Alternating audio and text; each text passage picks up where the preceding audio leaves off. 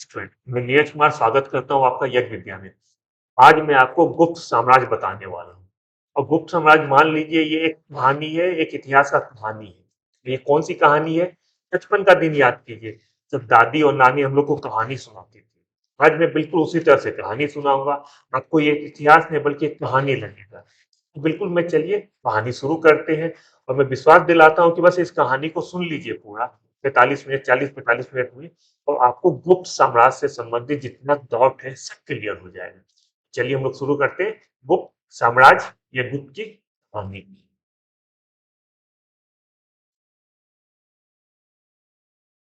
देखिए, हुआ क्या था जब मौर्य साम्राज्य जब समाप्त हुआ, जब मौर्य साम्राज्य का अंत हुआ, तो उसके बाद कोई भी आप कह सकते हैं केंद्रीय की शक्ति कुछ समय तक भारत में नहीं थी।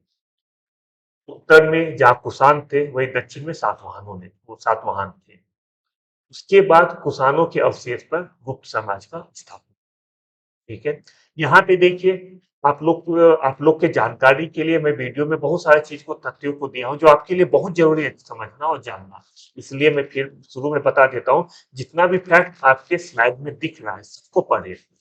वीडियो छोटा हो इसलिए बस जो जो महत्वपूर्ण जानकारी है मैं आपके सामने रखूंगा। वीडियो में जितना भी चीज बताया गया है उसको आप लोग जरूर देखिए। एक चीज और, जितना भी वीडियो में फैक्ट है वो पीडीएफ के रूप में आपके टेलीग्राम पे मिल जाएगा। इसलिए हमारे टेलीग्राम अकाउंट को ज्वाइन कीजिए, जिससे कि आप लोग फ्री में वीडियो को देख सकें। तो हुआ क्या था कि मौर्य साम्राज्य समाप्त होने के बाद, जैसे मैंने बताया कि कोई भी केंद्रीय की शक्ति नहीं थी कुछ समय के लिए। उसके बाद गुप्त साम्राज्य का अस्तित्व हुआ। कहा जाता है कि जो कुषाणों के अवशेष थे, मतलब कुषाणों के बाद जो है गुप्त साम्राज्य का स्थापना हुआ। ठीक है,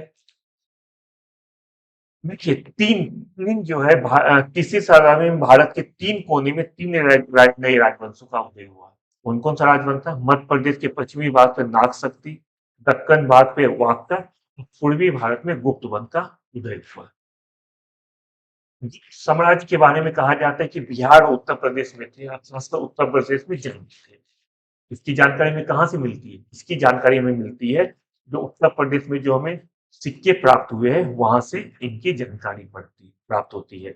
गुप्त मुद्राएं और अभिलेखों से हमें पता चलता है कि उत्तर प्रदेश में गुप्त साम्राज्य का ज्यादा फैलाव था। तो अब देखते हैं इनका वंश क्या था। कि गुप्त वंश के लोग धारण गोत्र के थे, और ऐसा भी कहा जाता है कि ये शुरू में ये कुषाण के सामंत थे और फिर बाद में इन्होंने गुप्त समाज का स्थापना किया।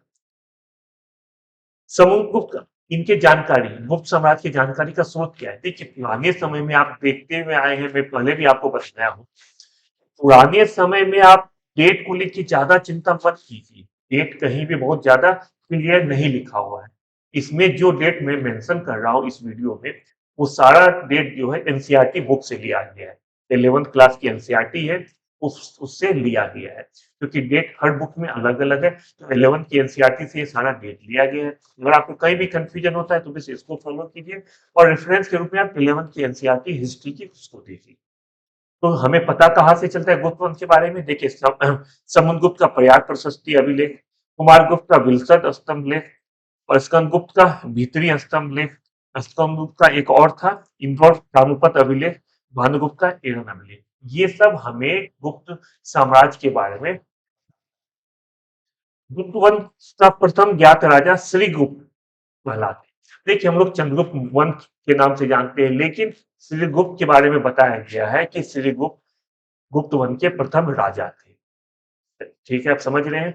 चंद्रगुप्त मौर्य, जो चंद्रगुप्त प्रथम है, मौर्य ने चंद्रगुप्त प्रथम जो है, मैक्सिमम जगह चंद्रगुप्त प्रथम के बारे में बताया गया। तो हम लोग चलिए चंद्रगुप्त प्रथम से शुरू करते हैं। लेकिन अगर एग्जाम में आपको श्रीगुप्त आता है तो आपको श्रीगुप्त को टिक करना है, सही का निशान लगाना है। साहित्यिक स्रोत देख लेते, क्या साहित्यिक स्रोत है? देखिए, पुराने समय में हमें जानकारी का दो तीन चीज, एक अभिलेखीय साक्ष्य, दूसरा पुरातात्विक ये क्या कहते हैं, पौराणिक साहित्य। ठीक है, जिसे साहित्यिक स्रोत कहा जाता है। तो साहित्यिक स्रोत में क्या क्या है? पुराण है, खासकर विष्णु पुराण, वायु पुराण और ब्राह्मण पुराण। विशाख दत्त की देवी चंद्रगुप्तम है। कालिदास की बहुत सारी कृतियां, हम आगे हम लोग बताएंगे कि कालिदास ने इस समय जितना भी साहित्य है उसमें बहुत सारा योगदान दिया है, जो हम लोग अभी भी पढ़ते हैं कालिदास की कृतियां। ये गुप्त वंश का ही देन है। शूद्रक का मृच्छकटिकम, वात्स्यायन का कामसूत्र, इस सब में हमें गुप्त साम्राज्य के बारे में जानकारी मिलती है। जैसे मैंने शुरू में बताया कि गुप्त के आदि पुरुष का नाम श्रीगुप्त था, उसका उत्तराधिकारी घटोत्कच। लेकिन गुप्त वंशवाली में जो सबसे पहला शासक चंद्रगुप्त प्रथम के नाम से जाना जाता है, उसे महाराजा धिराज की उपाधि से विभूषित किया गया था। उन्होंने खुद ही महाराजा धिराज की उपाधि ग्रहण कर लिया था। देखिए पुराने समय में क्या होता था, जैसे आज आज ने पहले देखते होंगे कि जो ब्रिटिश है वो सर के नाम से सुशोभित करते थे बहुत सारे व्यक्तियों को, अभी भी करती है। पुराने समय में जो राजा थे वो अब खुद ब खुद जो है बहुत सारे उपाधियों से अपने आप को अलंकृत कर लेते थे।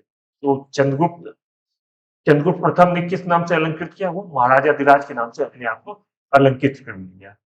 अब चंद्रगुप्त प्रथम का देखते हैं, उनका समय है 319 से 335। मैंने पहले ही कहा है कि आप लोग अगर 6 बुक देखते हैं तो 6 बुक में मान के लिए कि 3 या 4 तरह का ईस्वी लिखा होगा, सन लिखा होगा। आप लोग उसको बिल्कुल परेशान न हो, उस सब चीज को लिखिए। ये जो तथ्य है ये एनसीईआरटी बेस है, तो जो मैं बता रहा हूँ उसको बिल्कुल ध्यान से नोट कर सकते हैं। चंद्रगुप्त प्रथम का समय काल है 319 से लेके 335 ईस्वी तक। इसके बारे में हम लोग कुछ कुछ महत्वपूर्ण जानकारियां देखते हैं। चंद्रगुप्त प्रथम ने गुप्त वंश को एक समाज के रूप में स्थापित किया।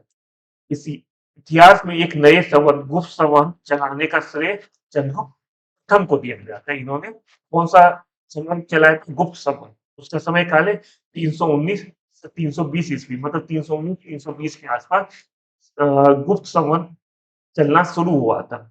शक संवत 71 ईस्वी में शुरू हुआ था। इसका मतलब है कि शक संवत के लगभग 241 वर्ष के बाद गुप्त संवत चलना स्टार्ट हुआ। गुप्त वंश का वास्तविक संस्थापक चंद्रगुप्त प्रथम को माना जाता है। मैंने बताया कि अगर कहीं क्वेश्चन में सिंपल लिखा जाए कि गुप्त वंश के पहले राजा के रूप में किनका नाम है, श्रीगुप्त। लेकिन जहां पे ये लिखा रहेगा कि वास्तविक संस्थापक कौन है, आपको बताना होगा चंद्रगुप्त प्रथम। चंद्रगुप्त प्रथम ने ऋषि राजकुमारी कुमार देवी से विवाह किया था। जो इंपॉर्टेंट चीज है मैं उसको बताते जा रहा हूँ। बच्चों आप लोगों के लिए जितना इंपॉर्टेंट फैक्ट है उसको मैंने येलो से हाईलाइट कर दिया है। दो तरह का चीज है इसमें, एक येलो से हाईलाइट है। येलो से हाईलाइट का मतलब हो गया कि उसको आप लोग बिल्कुल देखिए, बार बार देखिए। और कुछ फैक्ट ऐसा है जिसको मैंने हाईलाइट नहीं किया है, इसका मतलब ऐसा नहीं कि उसे छोड़ दीजिए। अगर छोड़ने का होता तो मैं स्लाइड में देता है।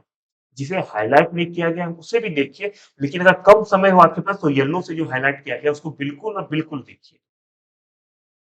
समुद्रगुप्त चंद्रगुप्त प्रथम के बाद उनका बेटा का नाम था समुद्रगुप्त। समुद्रगुप्त के बारे में पढ़ते हैं कि समुद्रगुप्त जो 335 ईस्वी में इन्होंने सिंहासन की भागदौड़ संभाला।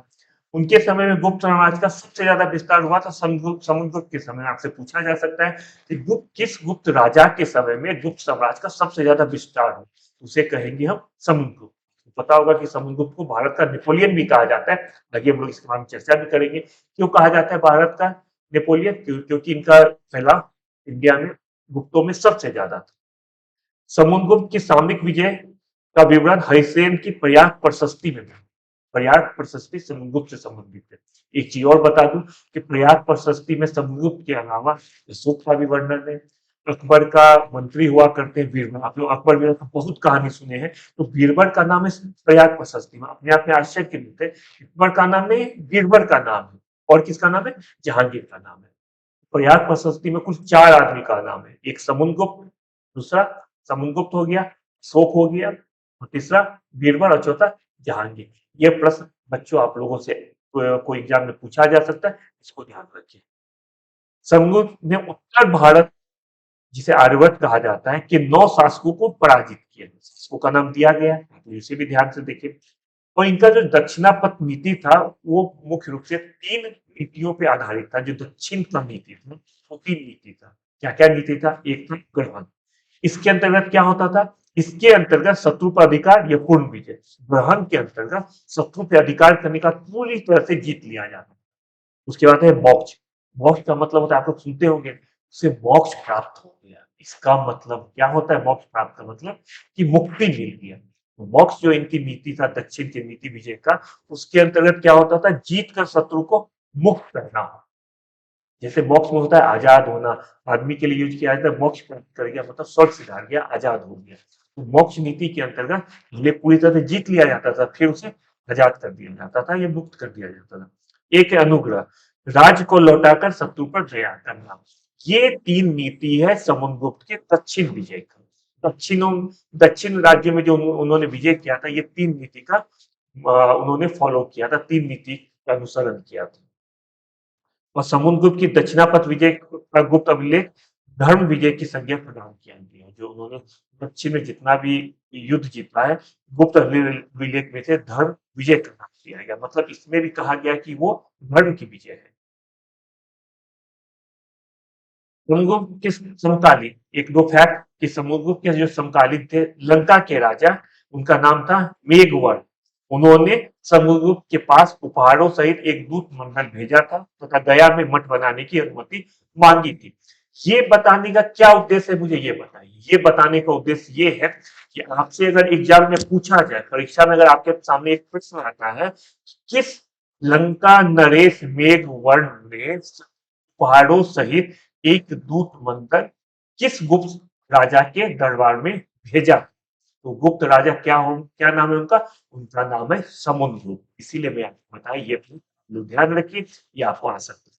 बच्चों देखिए, ये जो आपका आज सेशन है गुप्त से, ये सेशन सिर्फ यूपी कैट के लिए जरूरी नहीं है, इसमें तो जरूरी है ये। तो आप लोग जो भी बच्चा गुप्त साम्राज्य को जानना चाहे, चाहे बच्चा आईएएस की तैयारी कर रहा हो या पीसीएस की कर रहा हो या किसी भी एग्जाम की तैयारी कर रहा है, गुप्त साम्राज्य से हमेशा एक दो क्वेश्चन जरूर से जरूर। तो जो बच्चा गुप्त समाज जानना चाहता हो, बिल्कुल ये वीडियो देखिए। 45-50 मिनट के वीडियो में आप सब कुछ समझ जाएंगे गुप्त समाज के बारे में। अब आगे हम लोग वीडियो पे देखते हैं कि समुद्रगुप्त ने अश्वमेध यज्ञ भी किया है। विंसेंट स्मिथ, मैंने आपको बताया कि समुद्रगुप्त को भारत का नेपोलियन कहा जाता है। बहुत इंपॉर्टेंट फैक्ट है बच्चों। किसने कहा था भारत का नेपोलियन समुद्रगुप्त को? उनका नाम है विंसेंट स्मिथ। इन्होंने भारत का नेपोलियन समुद्रगुप्त को कहा था। एग्जाम में बहुत बार आया है, हमेशा आने का चांसेज है, बिल्कुल ध्यान रखिए इस फैक्ट को। समुद्रगुप्त विजेता के साथ साथ कवि, संगीतज्ञ, विद्या का संरक्षक भी था। उसके सिक्कों पर उसे बीना बजाते हुए चित्रित किया गया है। कविराज की उपाधि प्रदान की गई है।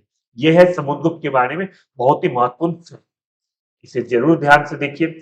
बच्चों, आप लोग यज्ञ विद्या चैनल को ज्यादा से ज्यादा बच्चे सब्सक्राइब कीजिए, देखिए और एक दूसरे को शेयर कीजिए। जितना बच्चा यज्ञ विद्या से जुड़ेगा उनका भी भला होगा, प्लस हम लोग को एक मोटिवेशन मिलेगा। आज मैं आपके सामने यज्ञ विद्या आपके सामने फ्री में सब कुछ लेके आ रहा है। हम लोग का एक दायित्व बनता है कि ज्यादा से ज्यादा बच्चे हम लोगों से जुड़े, जिससे हम लोग को भी एक मोटिवेशन मिलेगा। साथ ही साथ आप लोग यज्ञ विद्या पे हर दिन जो एग्जाम होता है उसको भी दे सकते हैं। टेस्ट सीरीज होता है, टेस्ट सीरीज अभी बीपीएससी का हो रहा है, टेस्ट सीरीज अभी यूपी और यूपी पैट का मैंने सिर्फ नाम दिया है। वो जो टेस्ट सीरीज है कि हर एग्जाम के लिए उतना ही महत्व है, क्योंकि इतिहास का क्वेश्चन जो है, चाहे यूपी पैट हो या दरोगा हो या कोई पीसीएस का एग्जाम हो, ये हिस्ट्री का क्वेश्चन सब जगह है। अब हम लोग देखते हैं चंद्रगुप्त द्वितीय को। इनका समय काल है 380 से 412 ईस्वी। देखिए, समय काल में क्यों बताता हूँ, कुछ चीज बताऊंगा तो आपको जब चंद्रगुप्त द्वितीय पढ़ना होगा तो वो समय काल से आप विजुलाइज कर सकते हैं, इसीलिए मैं समय काल बता रहा हूँ। दोबारा बताऊंगा कि समय काल बहुत सारे बुक्स में अलग अलग दिया गया है। ये जो मैं आपको बता रहा हूँ, ये एनसीईआरटी क्लास 11 का बुक है। एनसीईआरटी क्लास 11 की बुक चाहे तो देख भी सकते हैं, वहां पे जो ईयर मेंशन किया गया वो मैं वो बता रहा हूँ। हर जगह अलग अलग है, लेकिन आप एनसीईआरटी को फॉलो कीजिए, वो गवर्नमेंट की ऑथेंटिक बुक होती है। अब देखते हैं चंद्रगुप्त द्वितीय के समय में क्या क्या क्या बात हुई। तो समुद्रगुप्त के बाद चंद्रगुप्त सेकेंड आते हैं। विशाखदत्त कृत देवी चंद्रगुप्तम नाटक में चंद्रगुप्त विक्रमादित्य से पहले जो है एक रामगुप्त नामक शासक का भी उल्लेख किया गया है। देखिए, रामगुप्त जो है हर जगह उल्लेख नहीं है, कुछ कुछ जगह यह भी बताया गया है कि समुद्रगुप्त के बाद चंद्रगुप्त द्वितीय नहीं आते, बल्कि बीच में रामगुप्त भी आ जाते हैं। तो ये एक फैक्ट है, बस आपके सामने रख रहा हूँ कि कभी कभी ये भी पूछा जा सकता है कि उनके बीच में किस शासक का उल्लेख है, तो आप लोग बता देंगे राम। लेकिन हर जगह ये चीज नहीं बताया गया है। चंद्रगुप्त द्वितीय का अन्य नाम क्या क्या है? देवगुप्त, देवराज, देवश्री। की उपाधि क्या क्या है? विक्रमादित्य, परम भागवत, वो देवगुप्त। ये जो उपाधि है तथा ये जो नाम है आप लोग ध्यान रखिए, क्योंकि एग्जाम में पूछा जा सकता है कि देवश्री जो है किस गुप्त शासक का नाम है। किस गुप्त शासक को देवश्री नाम से भी जाना जाता है, यह एग्जाम में पूछा जा सकता है कि किस गुप्त शासक ने विक्रमादित्य की उपाधि धारण की है। आप लोग में से देखते होंगे, अगर प्रीवियस ईयर क्वेश्चन देखेंगे तो ये एकदम हॉट क्वेश्चन है, हमेशा आता है, किस गुप्त शासक ने विक्रमादित्य की उपाधि धारण की है? लोगों को तुरंत बताना होगा विक्रमादित्य। कौन सा विक्रम? चंद्रगुप्त द्वितीय, इसलिए उनको चंद्रगुप्त विक्रमादित्य भी कहा जाता है। उन्होंने विक्रमादित्य की उपाधि धारण की। और कौन विक्रमादित्य की उपाधि धारण किया? और क्या? हेमू। ये हम लोग आगे बात करेंगे, जब मुगल देखेंगे तो बताएंगे क्या। वैसे मैं बता दूं, हेमू अकबर के मध्य पानीपत का युद्ध हुआ था, जिसमें अकबर की विजय हुई थी। पानीपत का दूसरा युद्ध। आगे देखते हैं, आगे क्या है कि पश्चिमी शक विजय के फलस्वरूप उसने ब्याज सिक्के उत्कीर्ण कराए तथा विक्रमादित्य की उपाधि धारण की। बहुत बार एग्जाम में आ सकता है, क्वेश्चन पूछता है कि किस उपलक्ष्य में चंद्रगुप्त द्वितीय ने विक्रमादित्य की उपाधि धारण की? तो बताना होगा कौन सा उपलक्ष्य था। उपलक्ष्य था कि पश्चिमी शक विजय, जो पश्चिम के शक है उसके खिलाफ उन्होंने विजय प्राप्त किया था। इस उपलक्ष्य में उन्होंने विक्रमादित्य की उपाधि धारण की। देखिए, मैं शुरू में बताया, फिर बता रहा हूं, ये उपाधि क्या होता है? ये अपने आप को एक महान बनाने का उचित होती है। उपाधि लगा के लोग अपने आप को महान बनाते हैं। आगे आप देखेंगे कि गुप्त शासक अपने आप को भगवान की उपाधि से विभूषित करते हैं। हम लोग आगे धीरे धीरे जाएंगे। चंद्रगुप्त द्वितीय के समय पाटलिपुत्र एवं उज्जैन विद्या के प्रमुख केंद्र थे। उज्जैन उनकी दूसरी राजधानी थी। दूसरी राजधानी क्या थी? उज्जैन थी। इनके शासनकाल में चीनी यात्री फायन भी आए थे। ये भी याद रखिए, पूछा जाता है कि चीनी यात्री फायन किस गुप्त शासक के काल में भारत आए थे? आपका जवाब होगा चंद्रगुप्त द्वितीय। तो चंद्रगुप्त द्वितीय के काल में नवरत्न अर्थात नौ विद्वान भी रहते थे। उनका नाम आप लोग देखिए, कौन कौन नौ विद्वान है। इनके बाद आता है कुमारगुप्त महेंद्रादित्य। कुमारगुप्त के नाम से ज्यादा फेमस है, इन्होंने उपाधि लिया था। इनका नाम है कुमार। चंद्रगुप्त द्वितीय के उपरांत कुमारगुप्त प्रथम शासक बना। कुमारगुप्त प्रथम की तिथि 412 के विलसत अभिलेख में उल्लेखित है। शासन की तिथि 412 कहाँ पे है? विलसत अभिलेख में। देखिए, किस शासक से कौन सा अभिलेख जुड़ा हुआ है, ये भी आप लोग ध्यान रखिए। आगे को मिल जाएगा यहाँ पे कि किस शासक ने कौन सा अभिलेख फेमस है, किस शासक के नाम से। तो विलसत अभिलेख कुमारगुप्त के लिए फेमस है। गुप्त शासकों में सर्वाधिक अभिलेख कुमारगुप्त के मिलते हैं। देखिए, कुमारगुप्त बहुत ज्यादा फेमस शासक नहीं है, लेकिन सबसे ज्यादा अभिलेख किसका मिलता है? कुमारगुप्त का मिलता है। ये क्वेश्चन आ सकता है, इसको बच्चे आप लोग ध्यान से करिए। अभिलेख किसका सबसे ज्यादा मिलता है? अभिलेख मिलता है कुमारगुप्त का। मैं बात कर रहा हूँ गुप्त शासक में। गुप्त शासक में सबसे ज्यादा अभिलेख मिलता है कुमारगुप्त का। कुमारगुप्त के शासन काल में नालंदा विश्वविद्यालय की स्थापना हुई है। इस विश्वविद्यालय को ऑक्सफोर्ड ऑफ महायान और भी कहा जाता है। ये क्वेश्चन भी आप लोग देखते होंगे कि नालंदा विश्वविद्यालय की स्थापना किसके समय में हुआ है? आपको बताना होगा कुमारगुप्त। भी कभी पूछता है गुप्त, मौर्य, बहुत सारा पूछता है। कभी कभी गुप्त के अलग अलग शासक का नाम दिया जाता है, तो आपको बताना होगा कुमार। देखते हैं स्कंदगुप्त। कुमारगुप्त प्रथम के बाद स्कंदगुप्त शासक बना। इसके बाद देखिए, स्कंदगुप्त के समय इंपॉर्टेंट चीज क्या है कि इनके शासन संभालते ही हुनों का आगमन हुआ। हुनों का आगमन किसके समय हुआ था? स्कंदगुप्त के समय में। हुनों के नेता सुसनेवाज को स्कंदगुप्त ने परास्त किया। हुनों का आगमन किसके समय हुआ था? स्कंदगुप्त के समय में शुरू हुआ था। और उस समय हुनों का जो प्रथम कह सकते हैं जो शासक था, जिसे स्कंदगुप्त ने पराजित किया, उसका नाम क्या है? उसका नाम है सुसनेवाज। और हुनों पर स्कंदगुप्त की सफलता का गुणगान जूनागढ़ अभिलेख से है। इसका मतलब क्या हो गया? इसका मतलब क्या कि जूनागढ़ अभिलेख किससे संबंधित है? तो जूनागढ़ अभिलेख संबंधित है स्कंदगुप्त से। हुनों को मलेक्स कहा जाता है। ये भी बताया गया है कहाँ पे? जूनागढ़ अभिलेख में बताया गया है क्या? कि हुनों को मलेक्स कहा गया है। अगला फैक्ट इनसे संबंधित देखते हैं कि स्कंदगुप्त ने गिरनार पर्वत पर स्थित सुदर्शन झील का पुनरुद्धार कराया। ये सुदर्शन झील हम पहले से पढ़ते हुए आ रहे हैं, क्योंकि इससे बहुत सारे शासक जुड़े हुए हैं। जिसका निर्माण चंद्रगुप्त मौर्य ने किया था। चंद्रगुप्त मौर्य के समय निर्माण हुआ है, लेकिन धीरे धीरे बहुत सारे शासक ने पुनरुद्धार कराया था। कुछ जो मरम्मत का काम हुआ था, बहुत सारे शासक ने कराया था। कौन कौन? अशोक तथा रुद्रदमन ने इसका मरम्मत कराया था। देखिए, चंद्रगुप्त मौर्य के समय में सुदर्शन झील का निर्माण हुआ था।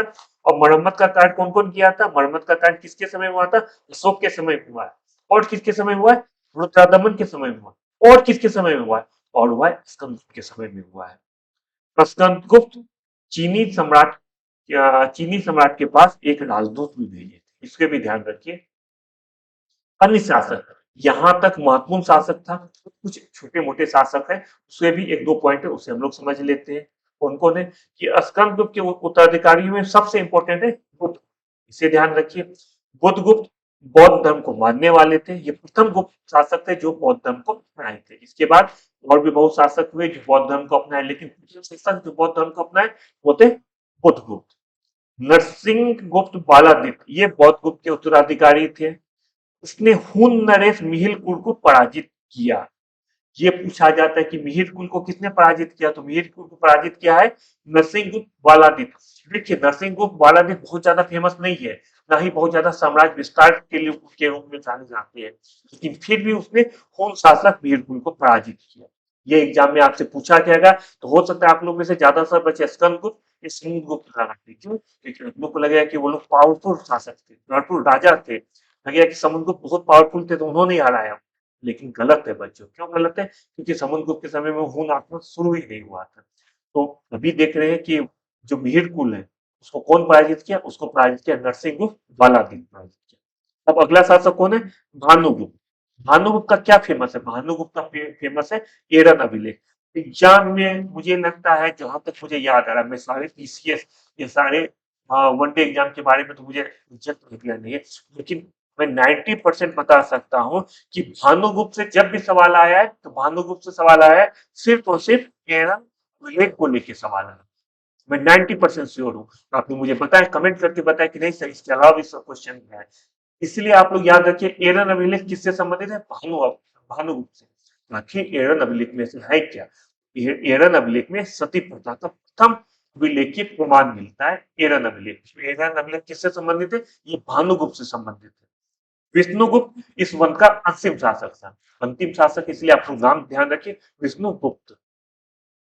अब हम लोग देखते हैं गुप्त साम्राज्य का प्रशासनिक व्यवस्था। किसी भी साम्राज्य को चलाने के लिए प्रशासन बहुत जरूरी है। गुप्त शासन में क्या क्या साम्राज्य में क्या क्या प्रशासनिक व्यवस्था थी, किस तरह से प्रशासन चलता था, वो हम लोग देखते हैं।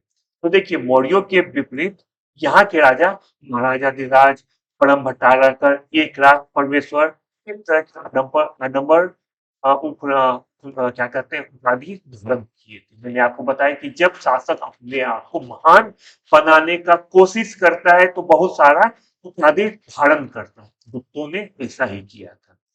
चंद्रगुप्त द्वितीय के समय, इंपॉर्टेंट चीजें बच्चों ध्यान दीजिए, चंद्रगुप्त द्वितीय के समय गुप्त शासकों ने अपनी तुलना देवताओं से करनी शुरू कर दी।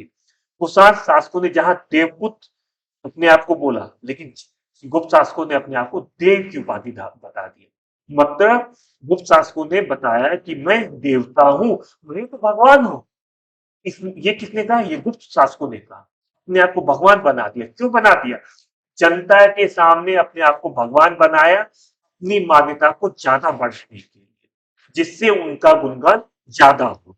ये ध्यान रखिए कि गुप्त शासकों ने अपनी तुलना किससे की? देवताओं से की। अपने आप को देवता के तुल्य बना दिया। जहां कुषाण शासक अपने आप को देवपुत्र मतलब देवता का बेटा कहते हैं, ये क्या कहते हैं? मैं देव, मतलब ये कुषाणों के ऊपर अपने आप को कह सकते हावी बन देते कि वो अपने आप को देवता का बेटा कहता है, तो मैं देवता हूं। समझ रहे हैं इसका क्या मतलब है? इसका मतलब है कुषाणों से 2 कदम आगे अपने आप को रखते हैं। क्योंकि इतिहास क्या होता है? इतिहास खासकर पहले का इतिहास में क्या होता था बच्चों, ध्यान से सुनिए। पहले के इतिहास में, आज के समय में, जैसे G20 सम्मेलन हुआ, ये G20 सम्मेलन अभी से लेकर 50 साल बाद जब आप लोग बूढ़े भी हो जाएंगे, तो अगर G20 पे आप लोग कुछ रिसर्च करेंगे तो आपको एग्जैक्ट यही चीज पता चलेगा जो 2 दिन पहले हुआ। लेकिन पहले क्या होता था? पहले इतिहास को लिखा जाता था, और जब दूसरा राजा आता था, ये दूसरा शासक था, पहले के इतिहास को खराब कर दिया जाता था, अपने आप को महान बताया जाता था। ये प्रचलन काफी समय से हो रही है। उसी क्रम में जब कुषाणों ने अपने आप को देवपुत्र कहा, तो गुप्तों ने अपने आप को देवता कह दिया या देव बोल दिया। साम्राज्य का केंद्रीय प्रशासन अनेक विभागों में विभक्त था। एक चीज और, गुप्त समाज के सबसे बड़े अधिकारी को तुम्हारा मत कहा जाता था। तुम्हारा मत कौन होते थे? ये राजा अपने प्रांत में नियुक्त करते थे। ये यहाँ आपको प्रशासनिक व्यवस्था में कुछ अधिकारी है, उनका विभाग है, आप लोग बिल्कुल देखिए कौन सा अधिकारी को क्या क्या विभाग दिया गया था। देखिए बच्चे सब इंपॉर्टेंट है। आप लोग जैसे महाबालाधिकृत है, ये सेना का सेनापति है। महादंड नायक है, ये न्यायाधीश है। ये 1 से लेके आपको यहाँ पे 9 दिया गया, इंपोर्टेंट 9 अधिकारी का नाम दिया गया, उसका विभाग दिया गया। सारे अधिकारी सारे विभाग को अच्छे से स्लाइड में पहुंच करके देखिए, ठीक है। और आपको पीडीएफ भी मिल जाएगा, तो हड़बड़ाने का बिल्कुल जरूरी नहीं है, ये आपको सब कुछ पीडीएफ में अवेलेबल हो जाएगा। अधिकारियों को संभवतः नगद वेतन दिया जाता था, ये उस समय का खासियत था। सम्राट द्वारा जो क्षेत्र स्वयं शासित होता था, उसकी सबसे बड़ी प्रादेशिक देश होती थी। देश का प्रशासक गुप्ता कहा जाता था, दूसरी प्रादेशिक इकाई को भुगती थी। ये सब है प्रशासनिक व्यवस्था। देखते हैं प्रांतीय शासन में क्या होता है। प्रांतीय शासन के अंतर्गत राज्यों को विभिन्न प्रांतों में विभाजित किया जाता था। इन प्रांतों को भुक्ति कहा जाता था। प्रांतीय शासन की नियुक्ति सम्राट द्वारा किया जाता था और उन्हें उपरिक, गोप्ता, भोगपति या राजस्थानीय कहा जाता था। किन्हें कहा जाता था? प्रांतीय शासक को कहा जाता था। किस नाम से पुकारा जाता था? उपरिक के नाम से, गोप्ता के नाम से, भोगपति के नाम से ये पुकारा जाता था, जो प्रांतीय शासक होते थे। भुक्तियों का विभाजन जिले में होता था और जिले को विषय कहा जाता था। ध्यान से देखिए, किसका विभाजन किस में होता था? पहले राज्य का विभाजन होता था प्रांत में। प्रांत को क्या कहा जाता था? भुक्ति। समझ गए? प्रांत प्रांत का विभाजन, प्रांत राज्य का विभाजन प्रांत, राज्य का विभाजन प्रांत को क्या कहा जाता है? प्रांत को कहा जाता है भुक्ति। और जो प्रांतीय शासक है, जिसे सम्राट नियुक्त करते थे, उनको क्या कहा जाता है? उनको कहा जाता था उपरिक, गुप्ता या भोगपति। ठीक है। भुक्तियों का विभाजन होता था जिलों में, जिलों को विषय कहा जाता था। अभी जिला समझाने के लिए कहा जाता है, उस समय विषय कहा जाता था। तो विषय का सर्वोच्च अधिकारी विषय पति होता था। विषय का विषय पति। विषय के नीचे ग्राम का समूह होता था। ग्राम प्रशासन की सबसे छोटी इकाई थी। इसका प्रशासन ग्राम सभा की मदद से मुखिया या महत्तर चला। इतना आसान है। राज्य का विभाजन हुआ प्रांत में। प्रांत को क्या कहा जाता है? भुक्ति। अब भुक्ति का विभाजन हो गया जिलों में। जिलों को क्या कहा जाता है? विषय। विषय ग्राम समूह में। और ग्राम समूह को जो देखता है उसे क्या कहते हैं? उसे कहते हैं मुखिया या महत्तर। तो अगर आपसे पूछा जाए कि महत्तर, महत्तर प्रांतीय प्रशासन में किससे संबंधित है? भुक्ति से, विषय से या ग्राम से? का जवाब होगा ग्राम से। ठीक है।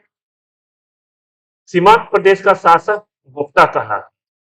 और ये जो ग्राम सभा को मध्य भारत में पंचमंडली, बिहार में ग्राम जनपद भी कहा जाता था गुप्त साम्राज्य में, गुप्त समय में। गुप्त प्रशासन में स्थानीय शासन दो भाग में विभक्त था, एक है नगर प्रशासन और दूसरा है ग्राम प्रशासन। देखिए, हो सकता है बहुत सारा चीज आप लोग अगर पहली बार गुप्त समाज पढ़ रहे हैं तो कुछ कुछ चीज समझ में कम आ रहा होगा, लेकिन हड़बड़ाने की कोई जरूरत नहीं है। वीडियो को लगातार देखते रहे, जो पीडीएफ आपको प्रोवाइड किया जाता है उसको देखते रहे। मुझे पूरा आशा है कि आप लोगों को कोई कंफ्यूजन नहीं रहेगा। कंफ्यूजन है, मैं हूँ यहाँ पे। लोग जितने भी मीडिया है, सोशल मीडिया है, व्हाट्सएप हो, टेलीग्राम हो, किसी भी माध्यम से आप जुड़िए, आपके डाउट को क्लियर किया जाएगा। अब आते हैं न्याय व्यवस्था। न्याय व्यवस्था में क्या देखते हैं कि जो सम्राट का सम्राट सर्वोच्च न्यायाधिपति होता था, सबसे हेड सम्राट ही होता था। नारद स्मृति के अनुसार उस समय 4 प्रकार के न्यायालय का उल्लेख किया गया है। यह न्यायालय क्या क्या थे? ये थे एक राजा का न्यायालय, एक पग, पुग, श्रेणी और कुल। ये 4 तरह के न्यायालय थे जिसका वर्णन नारद स्मृति में किया गया है। पहली बार दीवानी और फौजदारी कानून भली भांति परिभाषित और पृथक किया गया। देखिए, गुप्त काल में पहली बार दीवानी और फौजदारी व्यवस्था को अलग अलग किया गया है। इससे पहले दोनों साथ में थे। गुप्त काल में स्पष्ट रूप से इसका विभाजन हुआ है। फिर से बता रहा हूँ कि जो हाईलाइटेड चीज नहीं उसे भी आप लोग पढ़े। अगर ये चीज जरूरी नहीं रहता तो मैं इसे देता ही नहीं। तो जो हाईलाइटेड नहीं उसे भी पढ़िए। हाईलाइट जो किया गया है उसका मेन उद्देश्य बस यही है कि जब आपके पास समय कम हो तब इस चीज को पढ़ के जाए, क्योंकि ये ज्यादा महत्वपूर्ण है। जो हाईलाइटेड नहीं है वो महत्वपूर्ण है, जो हाईलाइटेड है वो बहुत महत्वपूर्ण चीज भी आपको पढ़ना जरूरी है।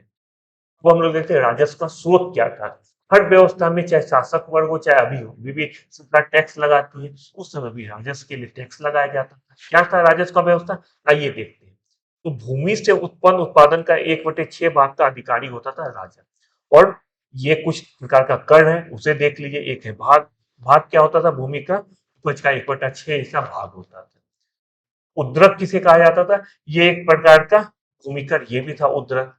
ऊपरी कर क्या था? ये भी एक प्रकार का भूमिकर था। यहाँ पे सब आप कर दिया गया है। किस लिए ये फेमस था? आपको इसमें से आराम इससे पढ़ना है, समझना है। आगे हम लोग देखते हैं, सामाजिक जीवन देखते हैं। गुप्त समय की क्या सामाजिक व्यवस्था थी? तो यही जो था, 4 वर्णों में विभक्त था। क्या? समाज विभक्त था। गुप्तकालीन समाज 4 वर्गों में विभक्त था। सबसे ऊपर का स्थान ब्राह्मणों को था। उनके 6 कर्तव्य माने जाते थे। क्या-क्या था? अध्ययन, अध्यापन, यज्ञ करना, यज्ञ कराना, दान देना और दान लेना। ये 6 कर्तव्य थे ब्राह्मणों के।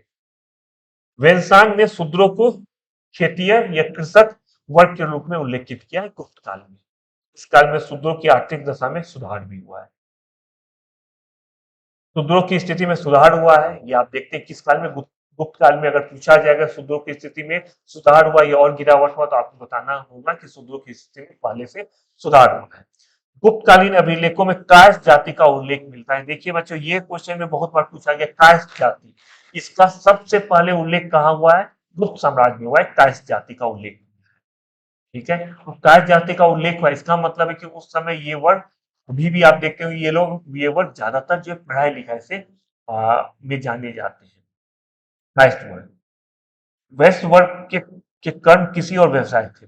वैश्य वर्ग का काम था कृषि, व्यवसाय था। गुप्त काल में उन्हें वर्णिक, सृष्टि और साठवा भी कहा जाता। तो हम लोग देखेंगे, एक तो गुप्त काल में किसका उद्भव हुआ है? कायस्थ वर्ग का। ये बहुत ही इंपॉर्टेंट चीज है। कायस्थ वर्ग का उद्भव हुआ है गुप्त काल में। दूसरा चीज, शूद्रों की स्थिति में सुधार हुआ है किस समय?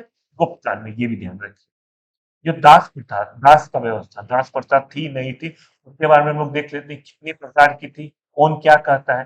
तो देखिए, दास प्रथा विद्वान थी ऐसा माना जाता है। नारद ने 15 प्रकार के दासों का उल्लेख किया है, तो मनु ने 7 प्रकार के, कौटिल्य ने 9 प्रकार के दासों का उल्लेख किया है। स्त्रियों की दशा, हर समय स्त्रियों की दशा जानना जरूरी है। सिंधु घाटी से लेकर वैदिक में हम लोग ने देखे कि क्या महिलाओं की क्या स्थिति थी। तो हम लोग देखते हैं गुप्त काल में क्या महिलाओं का स्थिति था। गुप्त काल में स्त्री शिक्षा प्रचलन में था। और क्या था कि सती प्रथा का सर्वप्रथम उल्लेख मिलता है एड़न अभिलेख में, वो गुप्त काल की भी थी। इस काल में विधवाओं की स्थिति शोचनीय थी। देखिए, विधवाओं की स्थिति में बहुत कह सकते हैं उनका हालत खराब। क्यों खराब था? कि एक तो सती प्रथा थी। सती प्रथा क्या होता है आप लोग जानते हैं। सती प्रथा में होता है कि जब हस्बैंड एक्सपायर हो जाता है, मर जाता है, तो उसके साथ उसकी पत्नी को भी जला दिया जाता है। इसे कहते हैं सती प्रथा। ये सबसे पहले एरन अभिलेख में इसका उल्लेख हुआ है। आपको पता हो कि बाद के समय में भारत में भी बहुत जगह सती प्रथा थी, तो सब जगह समाप्त हो गया है। राजा राम मोहन राय का नाम आपने सुना होगा, उन्होंने सती प्रथा उन्मूलन के लिए बहुत ज्यादा काम किया है। अब देखते हैं महिलाओं की स्थिति क्या थी। तो देवदासियों की प्रथा का भी उल्लेख मिलता है। कहाँ पे? गुप्त काल में। नारद एवं पराशर स्मृति से विधवा विवाह को समर्थन मिलता है। जो स्मृति है, कौन कौन सा? नारद और पराशर, उसने विधवा विवाह को समर्थन दिया है गुप्त काल में। आर्थिक जीवन, वहां का आर्थिक जीवन क्या था उसको देखते हैं। गुप्त राजाओं का शासन का आर्थिक दृष्टि से समृद्ध और संपन्नता का काल माना जाता है। ये माना जाता है कि जो शासक थे, राजा वर्ग थे, वो बहुत ज्यादा समृद्ध थे। इस समय इस सिंह के अनुसार चावल और जौ प्रमुख फसलें थी। वहां पे चावल और जौ होता था। ये कहना है इस सिंह का। ये भी चीनी दार्शनिक है। कालिदास ने एक तरह दान की खेती का उल्लेख किया है। कुछ भूमि के प्रकार यहाँ बताए गए हैं, लोग इसको बहुत अच्छे से देख लीजिए। क्षेत्र, वास्तु, खिल, उपरहत, चारागाह क्या होता है? देखिए, सबको मुश्किल से 2 से 3 शब्द में बताया गया है। इसे आप लोग 2-3 बार पढ़े, बिल्कुल याद हो जाएगा। आप लोग में जो बच्चे आज पहली बार यज्ञ विद्या से जुड़ रहे हैं, उनसे निवेदन है कि आप लोग इस यज्ञ विद्या को सब्सक्राइब करें, ज्यादा से ज्यादा बच्चे को शेयर करें। ये हमारा चैनल है, ये काफी दिनों से आपके लिए टेस्ट सीरीज लेके आता है, आपके लिए जरूरी वीडियो लेके आता है, हर टॉपिक पे वीडियो लेके आता है। आप लोग ये विद्या से जुड़िए, जिससे कि ज्यादा से ज्यादा वीडियो देखिए, आप अपने नॉलेज को और ज्यादा समृद्ध कर सकते हैं। आर्थिक जीवन में ये जो आपको व्यापारिक श्रेणी है और स्थान, किस जगह पे कौन से व्यापारिक श्रेणी है, वो दिया गया है, उसको आप लोग देख लीजिए। यहाँ पे एक है कि अमरकोश में 12 प्रकार की भूमि का उल्लेख मिलता है। अमरकोश किसने लिखा? अमर सिंह ने। हम लोग आगे देखेंगे। ये मुद्रा संबंधी व्यापारियों की श्रेणी है। व्यापारियों की श्रेणी किस जगह पे, कौन से व्यापारियों की श्रेणी है, उसे आप लोग याद रखिए। जैसे नासिक में कौन सी व्यापारियों की श्रेणी है? तो नासिक बुनकर। इंदौर तौलियों की श्रेणी है। इसे आपको ध्यान रखना होगा। ये 7 श्रेणी है, इंपॉर्टेंट 7 श्रेणी इसके अलावा भी है। ये 7 श्रेणी को बिल्कुल याद रखिए। मथुरा आटा पीसने वाले कारीगरों की श्रेणी है। ये इस तरह का क्वेश्चन आपसे एग्जाम में पूछा जा सकता है। आर्थिक जीवन में कुछ और चीज देखते हैं कि व्यापारियों में एक समिति होती थी जिसे निगम कहा जाता है। तो निगम का हेड कौन था? निगम का हेड को सृष्टि कहा जाता है। ठीक है। गुप्त साम्राज्य में विभिन्न भागों में 16 सिक्कों के ढेर प्राप्त हुए हैं। 16 जगह सिक्कों के ढेर प्राप्त हुए हैं, जिसमें स्वर्ण सिक्कों का सबसे बड़ा ढेर कहाँ मिला है? राजस्थान के बयाना। बयाना की जगह भरतपुर में सिक्कों का ढेर प्राप्त हुआ है। सोने के सिक्के गुप्त अभिलेखों में दिनार के रूप में फेमस था। दिनार किसे कहा जाता है? दिनार कहा जाता है गुप्तकालीन सोने के सिक्कों को दिनार कहा जाता है। चांदी का सिक्का का प्रयोग स्थानीय लेन देन में किया जाता था। चांदी के सिक्के का प्रश्न है विश्व चंद्रगुप्त द्वितीय के शकों के विजय के उपलक्ष्य में प्रारंभ किया गया था। चंद्रगुप्त द्वितीय द्वारा शकों के विरुद्ध जो युद्ध हुआ था उस उपलक्ष्य में चांदी का सिक्का शुरू किया गया था। चांदी के सिक्कों को गुप्त काल में रूपक कहा जाता था। ये कुछ फैक्ट है। रूपक क्या है? रूपक है चांदी का सिक्का। किस समय का? गुप्त समय का। चंद्रगुप्त द्वितीय ने चांदी का सिक्का कब जारी किया? तो चंद्रगुप्त द्वितीय ने शकों पे विजय प्राप्त करने के उपलक्ष्य में चांदी का सिक्का प्राप्त किया। बिल्कुल दादी नानी का कहानी मैं बता रहा हूँ, आराम से सुनते जाइए। बस आंख बंद कीजिए, यूट्यूब चला दीजिए, कहानी सुनते जाइए, आनंद लेते जाइए। धार्मिक दशा क्या थी? तो ब्राह्मण धर्म का पुनरुत्थान का काल माना जाता है गुप्त साम्राज्य में। गुप्त साम्राज्य में माना जाता है कि ब्राह्मणों का काफी उत्थान शुरू हो गया। अनेक गुप्त शासकों ने अश्वमेध, अग्निष्टोम, वाजपेयी, वाजसनेय आदि यज्ञ किए हैं गुप्त साम्राज्य में। गुप्त काल में वैष्णव धर्म संबंधी महत्वपूर्ण अवशेष देवगढ़, जिसे झांसी में है, देवगढ़ का दशावतार मंदिर है। झांसी में जो देवगढ़ है उसका दशावतार मंदिर जो है वैष्णव धर्म संबंधित महत्वपूर्ण स्थल है। शैव धर्म के बारे में देखते हैं कि गुप्त काल में शैव धर्म संप्रदाय का विकास हुआ है। वामन पुराण में इसकी संख्या 4 बताई गई है। कौन कौन सा? एक है शैव, पशुपति, कपाली, कालामु। ये किसमें बताया गया? वामन पुराण में बताया गया। तो पुराण कितने हैं? 18 होते हैं। वामन पुराण में इनकी संख्या, किसकी संख्या बताई गई? शैव धर्म की संख्या 4 बताई गई। कौन कौन सा? शैव, पाशुपति, कपाली और चौथा काला। बौद्ध धर्म, गुप्त काल में बौद्ध धर्म। तो गुप्त काल में नालंदा में प्रसिद्ध बौद्ध विहार की स्थापना हुई है। अनेक प्रसिद्ध आचार्यों का आविर्भाव भी गुप्त काल में देखने को मिलता है। आप लोग जितने भी नाम है ये सब ध्यान रखिए। ये सब कभी पूछा जा सकता है, एक बार ध्यान रखेंगे के लिए काफी अच्छा रहेगा। जैन धर्म के संबंधित देख लेते हैं कि फाहियान ने जैन धर्म का उल्लेख नहीं किया है, परंतु मध्यम वर्ग एवं व्यापारियों में जैन धर्म का प्रचार हुआ था। मथुरा एवं वल्लभी श्वेतांबर जैन धर्म के केंद्र थे। बंगाल में पंडवर्धन दिगंबर संप्रदाय का केंद्र था। देखिए वल्लभी, आप देखते होंगे कि जैन का सम्मेलन जो है वो वल्लभी में हुआ है, संगठित जो हुआ है। मथुरा वल्लभी में श्वेतांबर जैन धर्म का केंद्र के रूप में था। बंगाल में कहा था? पंद्रह पंद्रवर्धन में दिगंबर संप्रदाय का केंद्र था बंगाल में। अब हम लोग कला एवं साहित्य। गुप्त काल सबसे ज्यादा अगर फेमस हुआ है तो किस लिए फेमस हुआ है? कला और साहित्य के लिए फेमस हुआ है। इसीलिए भारतीय इतिहास का कला क्लासिकल युग या स्वर्ण युग कहा जाता है गुप्त काल को। इसे बिल्कुल आप लोग ध्यान रखिए। कला और साहित्य की दृष्टि से गुप्त काल को भारतीय इतिहास का क्लासिकल युग या स्वर्ण युग के नाम से जाना जाता है। गुप्त काल में मंदिर निर्माण का जन्म हुआ है। देवगढ़ का दशावतार मंदिर जो वैष्णव धर्म का भारतीय मंदिर निर्माण में शिखर निर्माण का संभवतः पहला उदाहरण है। जो शिखर होता है मंदिर में देखते होंगे, ये शिखर होता है, इसका पहला उदाहरण हमें मिलता है दशावतार मंदिर। जो देवगढ़ का दशावतार मंदिर है जो वैष्णव धर्म से समर्पित है, उसमें हमें शिखर का सबसे पहला उदाहरण मिलता है। अब यहाँ पे गुप्त काल में मंदिर दिया गया है, कहाँ पे है और ये किस तरह का मंदिर था वो दिया गया। तो इसे बिल्कुल जितना मंदिर है वो ध्यान रखिए। जैसे झांसी, देवगढ़ में झांसी, ये दशावतार मंदिर है। 2-3 जैसे देखिए भीतरगांव, यहाँ पे ईटों का मंदिर है। उदयगिरी विष्णु मंदिर है। इस तरह से जो मंदिर का यहाँ लिस्ट है इसे आप लोग बिल्कुल अच्छे से पढ़ लीजिए, कभी भी पूछा जा सकता है। आप लोग देखते होंगे यहाँ पे बहुत बार आया है कि झांसी का देवगढ़ मंदिर किस किस तरह का मंदिर, वहां पे कौन सा मंदिर है, तो आपको बताना होगा वहां पे दशावतार मंदिर है देवगढ़ में। शिखर मंदिरों का निर्माण गुप्त काल में सर्वाधिक महत्वपूर्ण उपलब्धि है। अभी मैंने बताया कि सबसे पहले शिखर का जो दिखने में मिला है गुप्त काल में देखने को मिला है। निर्माण में छोटी-छोटी ईंट और पित्तलों का उपयोग किया गया है। किस समय में? गुप्त काल में। बौद्ध विहार मंदिरों में अजंता पाठ की गुफाएं महत्वपूर्ण है। अब कुछ साहित्य है, उसके लेखक या रचनाकार का नाम है, आप लोग बिल्कुल इसे ध्यान रखिए। कुछ-कुछ मैं जो फेमस है उसको मैं बताते जाता हूँ, लेकिन जितना भी यहाँ नाम दिया गया आप लोग किसी की भी नाम ना छुएँ। मुश्किल से कुछ नाम है, इसे आप लोग बिल्कुल ध्यान रखिए। अब इस काल में आपको जैसे मैं बता रहा कालिदास थे। कालिदास का कौन-कौन सा कृति है? कालिदास का है ऋतुसंहार, मेघदूत, कुमार संभव, रघुवंशम, मालिकार्जुनीमित, अभिज्ञान शाकुंतलम, ये सब है कालिदास का इम्पोर्टेंट। विशाखदत्त का मुद्रा राक्षस, विशाखदत्त का देवी चंद्रगुप्तम है, भास का चारुदत्ता, बाण का हर्षचलित, हर्ष का प्रियदर्शिका।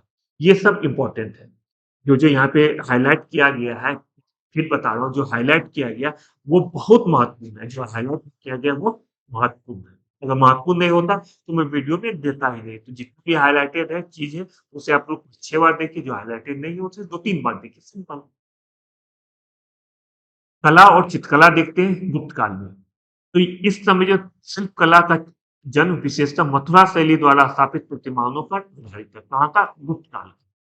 अजंता की चित्र देखिए, अजंता और बाघ है। अजंता की चित्र मुख्यतः धार्मिक विषयों पर आधारित, धार्मिक विषयों पर अजंता की चित्र है। बाघ का चित्र मनुष्य के लौकिक जीवन से लिया गया है। जो अजंता है वो धार्मिक है और जो बाघ में चित्रांकन किया गया वो मनुष्य के लौकिक जीवन से लिया गया है। गुप्त मूर्तिकला का सर्वोत्तम उदाहरण कौन सा है? सारनाथ की मूर्तियां हैं। चित्रकला के सर्वोत्कृष्ट उदाहरण अजंता बौद्ध कला के उदाहरण।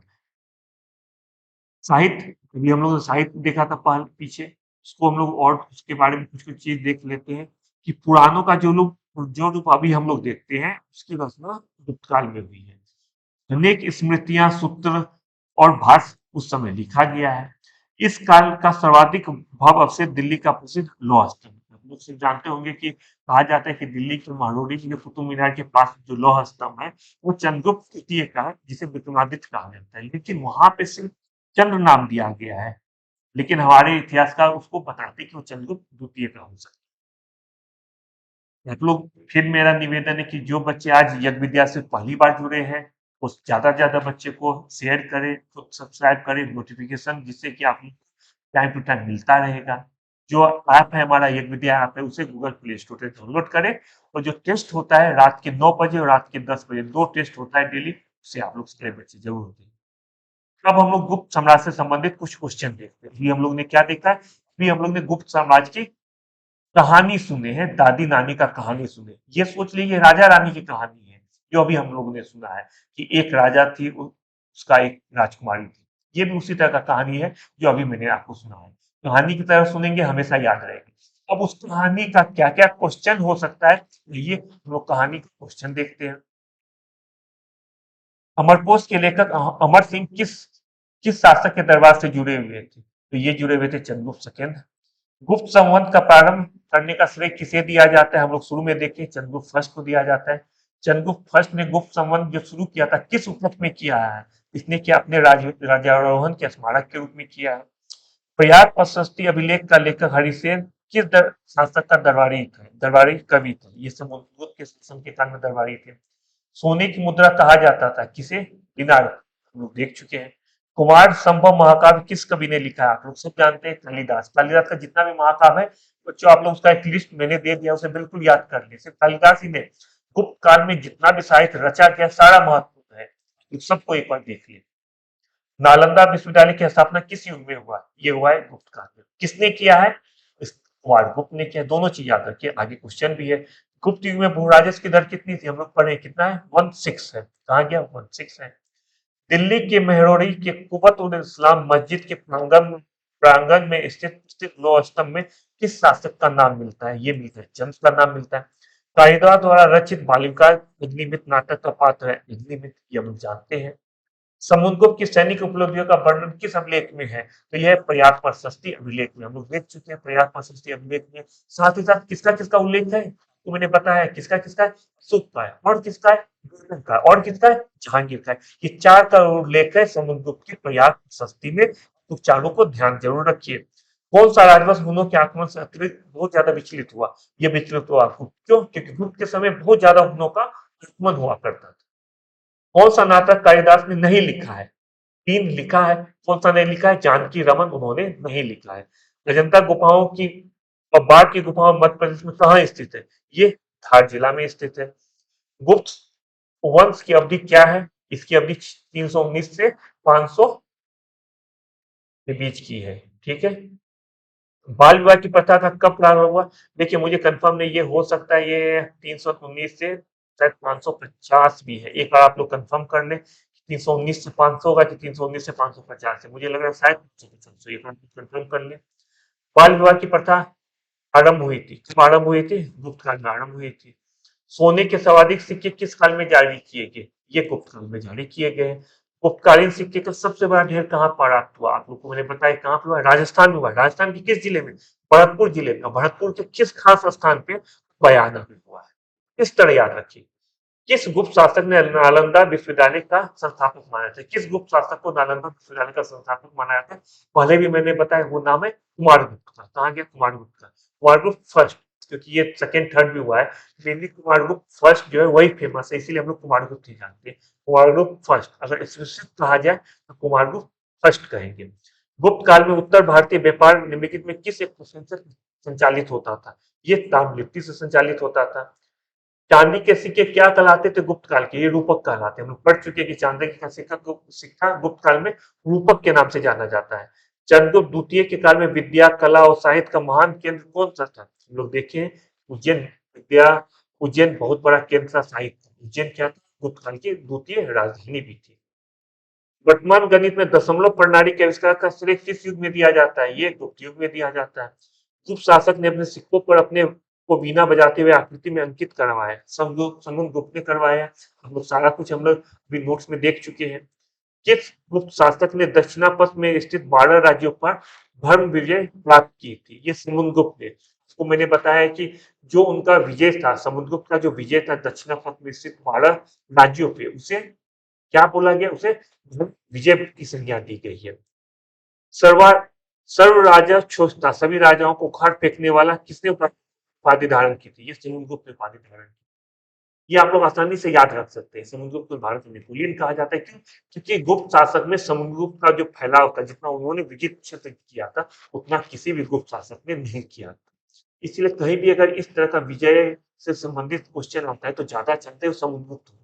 100% नहीं समुद्रगुप्त होगा, क्योंकि क्वेश्चन किस तरह का पूछा जा रहा है, लेकिन समुद्रगुप्त होने का संभावना ज्यादा है। किस अंतिम शक शासक रुद्र सिंह तृतीय को पराजित कर उसकी हत्या कर शकों को अंतिम रूप से उन्मूलन किया, समाप्त कर दिया? वो है चंद्रगुप्त द्वितीय ने शकों को पूर्णतः समाप्त कर दिया। सुदर्शन जेल, जिसके बारे में भी बताया था, जिसका निर्माण चंद्रगुप्त मौर्य के सौराष्ट्र प्रांत के गवर्नर पुष्यगुप्त ने करवाया था तथा जिसका मरम्मत पहली बार सत शासक रुद्रदमन ने कराया था। दूसरी बार मरम्मत किसने कराया? तो दूसरी बार स्कंदगुप्त ने मरम्मत कराया। अभी हम लोग देखे स्कंदगुप्त भी ये सुदर्शन झील से संबंधित है। मिहिरपुर का संबंध किससे है? मिहिरपुर का संबंध है हुन से। मैंने आपको बताया कि मिहिरपुर हुन आक्रमणकारी थे। गुप्त राजा जिसने विक्रमादित्य की उपाधि धारण की, इसका जवाब होगा चंद्रगुप्त द्वितीय। चंद्रगुप्त द्वितीय ने विक्रमादित्य की उपाधि धारण की। और विक्रमादित्य की उपाधि किसने धारण की थी और किया था? हेमू ने। ये आप लोग आगे मुगल जब मैं बताऊंगा तो उसमें थोड़ा ज्यादा विस्तार से बताऊंगा। तो बच्चों, ये था आज का हमारा सेशन गुप्त साम्राज्य से संबंधित। मैं तो कहूंगा गुप्त की कहानी आज मैं आपको बताया, ऐसे बहुत सारा कहानी मैं आगे लेके आऊंगा। तो आप लोग इतिहास को सिर्फ और सिर्फ कहानी के तरह लें। लोग ज्यादा से ज्यादा बच्चे जुड़े, हमारे चैनल से जुड़े, एक दूसरे को शेयर करें, सब्सक्राइब करें। आप लोग टेलीग्राम से जुड़ जाए। आप लोगों को आज टेलीग्राम पे आज से सारा जो पीडीएफ वो फ्री में देना शुरू हो चुका है यज्ञ विद्या की तरफ से। तो हमारा जो टेलीग्राम दिया है यज्ञ विद्या आइए, इससे आप लोग इसको ज्वाइन कीजिए, जिससे जितना भी पीडीएफ है उसे आप लोग फ्री में ले सकते हैं। यज्ञ विद्या को डाउनलोड करें, तो जो टेस्ट सीरीज होता है उसमें आप लोग अपना बहुत अच्छे से ख्याल रखें। देखते रहे यज्ञ विद्या। कोई भी क्वेश्चन हो, यज्ञ विद्या को जरूर पढ़ता है। क्या चाहते हैं, क्या शिकायत है? जो अगर अच्छा काम कर रहा हूं तो उसे उसकी तारीफ करें। अगर लग रहा है कि काम में कुछ अच्छा नहीं है, आप लोग चाहते कुछ और ज्यादा, सुझाव दें। हम लोग बिल्कुल आपके सुझाव को एक्सेप्ट करेंगे और उस पर काम करेंगे। बहुत जल्द मिलते हैं नए वीडियो के साथ। तब तक अपना बहुत अच्छे से ख्याल रखिए। Bye bye.